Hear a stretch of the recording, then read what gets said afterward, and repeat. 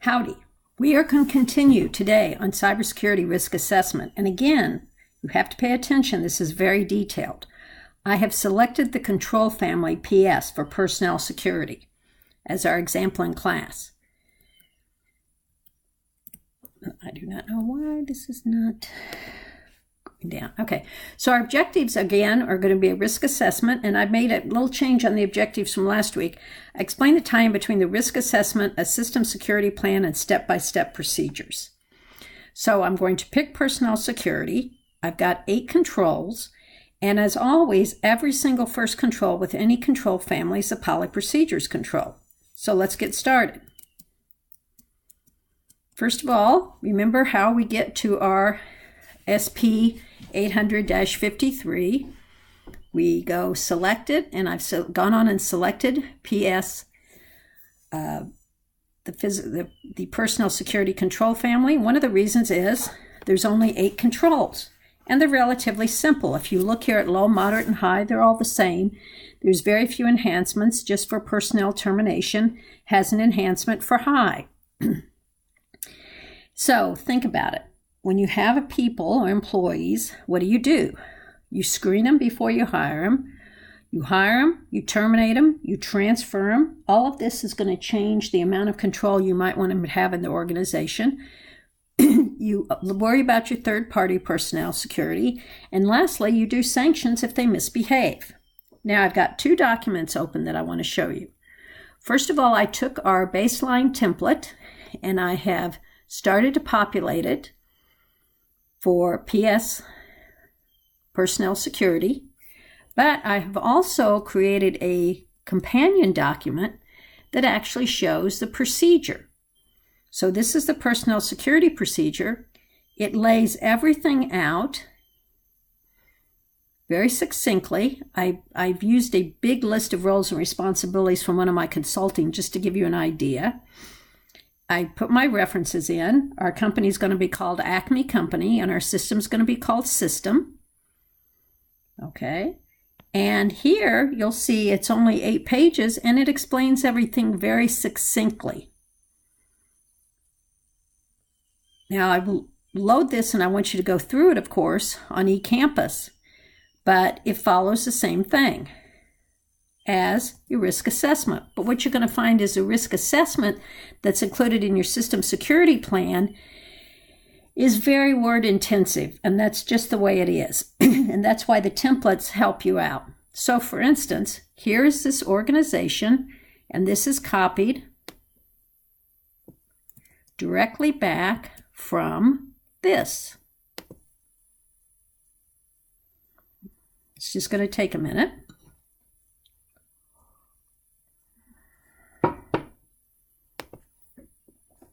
So I basically have copied this.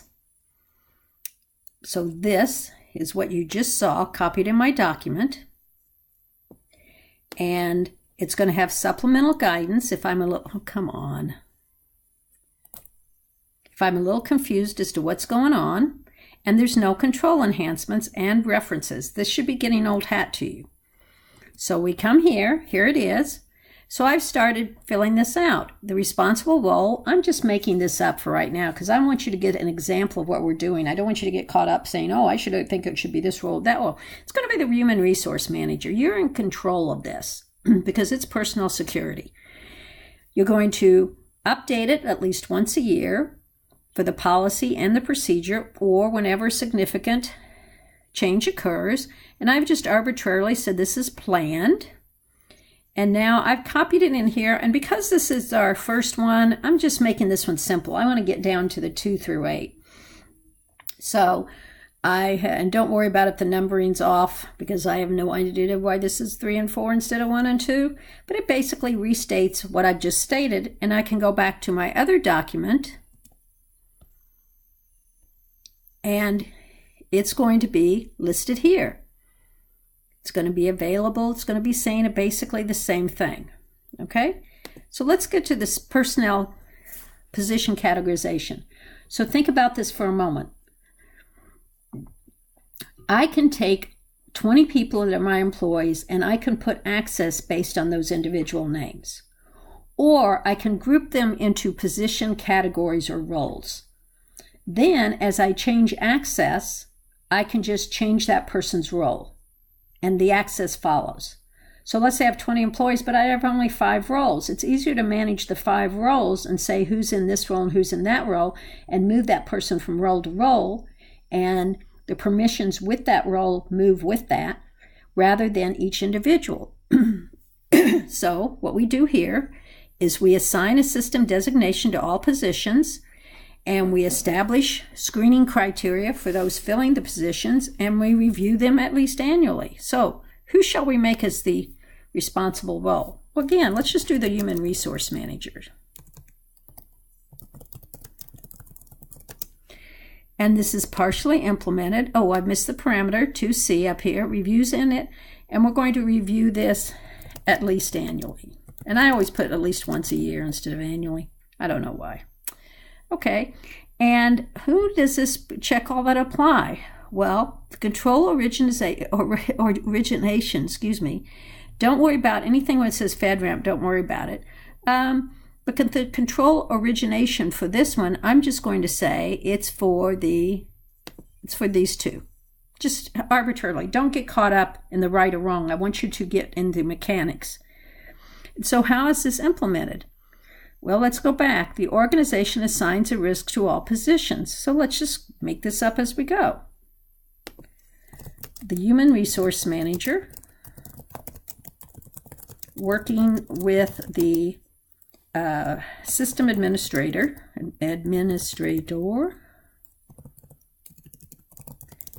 the CISO will assign specific, let's see, what was the words again? Risk designation to all positions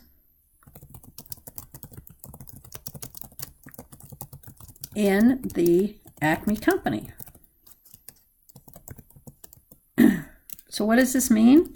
This means, for instance, if someone's called a system administrator, what is their risk designation going to be? If someone is is clerical or is staff or is payroll, however many you want to do, you're going to have certain risks. So let's face it, clerical, receptionists, they should have no access. So their risk designation should be low. They will have no access to anything. Whereas if you're the system administrator, you're going to be high, right? Because you're going to be able to see everything. Let's look at the second one. Establishes screening criteria. Okay, again, let's say the same people.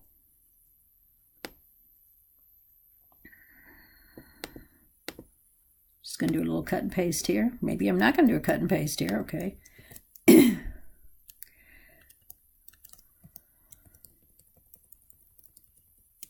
Okay.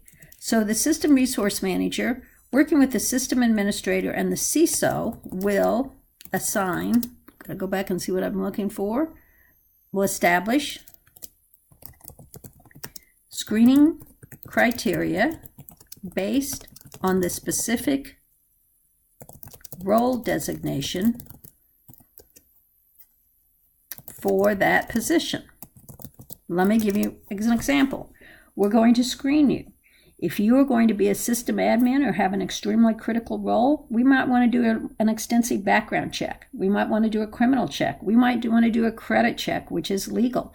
It can be a little intrusive in your private life, but that's not for this course. So we're going to establish screening criteria based on the specific role designations. And lastly, we're going to review and revise this annually.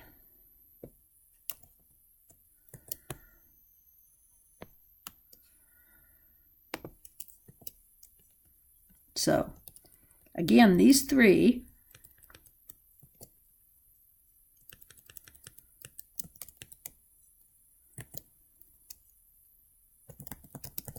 now, what have I forgotten in this? Well, let's see. Let's say we're going to do this. We're going to specify risk assessments or risk designations, but where are those going to be stored?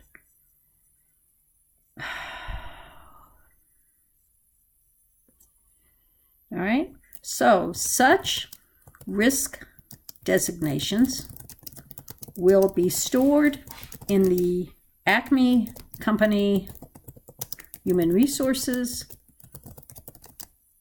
files for the employees, as well as by the, and I'm just making this up here, a system administrator regarding any and all access to Acme company system assets. Okay, so when you do these controls, you want to think who, what, when, where, why, how, everything. So I've said who. They're going to do this, but now what are we going to do it and how we are going to do it? Okay, so again, they're going to establish screening criteria. So I'm going to put here the screening criteria for every role will be stored in the Acme company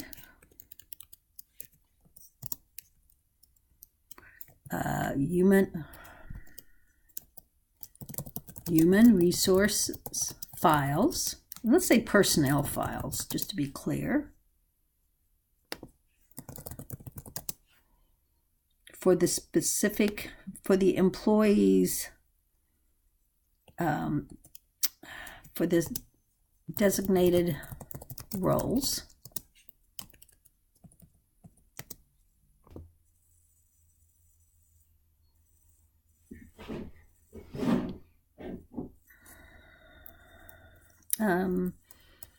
For the specific roles and incorporated into screening and hiring procedures as required.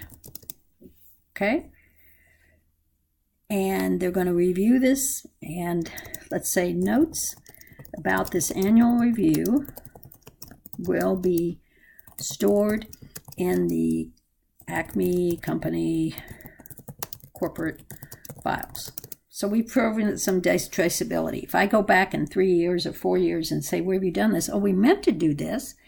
So that's another template you might want to be thinking about, is coming up with a way to do this on a calendar. Not the poem, but on another calendar, so that once this is operational, how you can remember to go back and do the procedures. Now, I'm kind of making this short and to the point. In reality, if this was a consulting project, each of these, or this totality of these, may be a page or page and a half. But I just want to give you an idea of how we do this. And then when we do it, we go back and relate it to the actual procedure, which is easier to read. So you have your system security plan and your procedure. So let's go back to the system security plan and look at the personnel screening. How do you screen them? And here it says rescreens according to national security and all this. This is why I like the FedRAMP. When I was doing a consulting project a few years ago, I found out that this company only screened their employees upon hiring, even though they had extremely critical access, and they had no requirement to, in their human resource manual, to report any type of arrest for a significant crime. This is standard in a lot of companies. You're arrested for something other than a misdemeanor, running a stoplight, speeding, not that. But if you're arrested for something, even if you're not convicted, many companies have a duty that you have to report that to HR. It's kept confidential. The reason being, they're always worried about certain people with extended privileges being susceptible to blackmail. Okay, so personnel screening, we're going to screen individuals to this. We're going to rescreen. So the responsible person is going to be the human resource manager. And I'm going to say that so if you look, the rescreen for national security clearances, a reinvestigation is required for the 5th year for top security, 10th year for security, and 15th year for confidential. I think that's way too long. So I can overrule this. I'm going to say a rescreening is done every 5 years for every employee. Now, that's me. That's my company policy. And again, I'm going to say this is planned. And I can say who checks the control. Well, this is saying service provider. I should have probably edited this out. It doesn't matter. I should say system, but don't worry about that. And then we're going to implement it. So let's go back and implement it. So we need to screen and rescreen. So I'm going to say the human resources manager engages a third-party vendor for all screening and rescreening of company employees for, let's say, for background checks. And just say, for example, criminal credit. So the human resource manager does this, and let's see. And so each employee is appropriately screened before any access to the system information resources. Upon receiving an appropriate, acceptable screening, the human resources manager will notify the system administrator and CISO that information access is allowed based on the screening.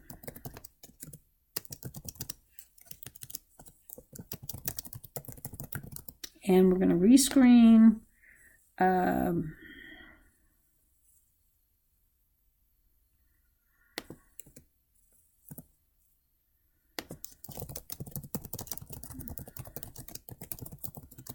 rescreens all employees every 5 years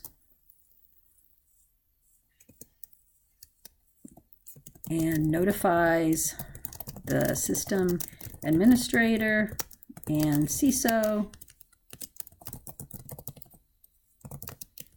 for upon receiving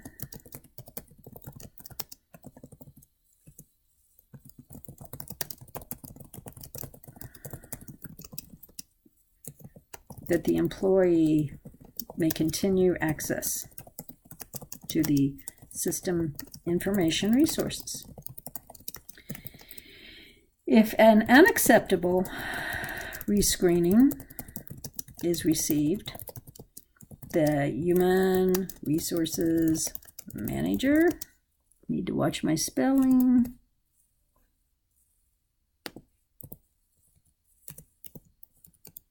immediately notifies the system administrator